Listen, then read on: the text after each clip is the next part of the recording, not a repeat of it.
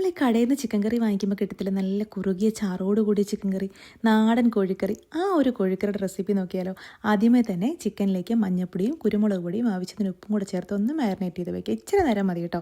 എന്നിട്ട് പാൻ ചൂടാക്കി എണ്ണ ഒഴിച്ച് അതിലേക്ക് ഹോൾ മസാലാസും സവോളയും കൂടെ നന്നായിട്ടൊന്ന് വഴറ്റിയെടുക്കുക. ഒരു ബ്രൗൺ കളർ ആകുമ്പോഴത്തേക്കും അതിലേക്ക് ഇഞ്ചി, വെളുത്തുള്ളി, പച്ചമുളക് ചതച്ചതും കൂടി ആഡ് ചെയ്ത് മിക്സ് ചെയ്തതിന് ശേഷം അതിലേക്ക് മഞ്ഞൾപ്പൊടി, മല്ലിപ്പൊടി, മുളക് പൊടി ഇത്രയും ആഡ് ചെയ്ത് നന്നായി ഒന്ന് മിക്സ് ചെയ്ത് ഇച്ചിരി വെള്ളം ഒന്ന് ആഡ് ചെയ്ത് കൊടുത്ത് അതിലേക്ക് തക്കാളി ഒന്ന് ആഡ് ചെയ്ത് അടച്ച് വയ്ക്കുക. തക്കാളി ഒന്ന് സോഫ്റ്റ് ആവാൻ വേണ്ടിയിട്ടാണ് കേട്ടോ. എന്നിട്ട് സോഫ്റ്റ് ആയി കഴിയുമ്പോഴത്തേക്കും അത് നന്നായി ഒന്ന് മിക്സ് ചെയ്തതിന് ശേഷം അതിലേക്ക് നമ്മൾ മാരിനേറ്റ് ചെയ്തിരിക്കുന്ന ചിക്കൻ ആഡ് ചെയ്ത് കൊടുത്ത് നന്നായിട്ടൊന്ന് വരട്ടണം. ഒരു 5 മിനിറ്റോളം ഇങ്ങനെ ഒന്ന് വരട്ടിയെടുക്കണം കേട്ടോ.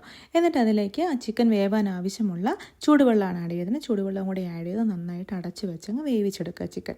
ചിക്കൻ വെന്ത് കഴിയുമ്പം അതിലേക്ക് നല്ല കുറുകിയ തേങ്ങാപ്പാൽ അങ്ങ് ഒഴിച്ചു കൊടുക്കുക.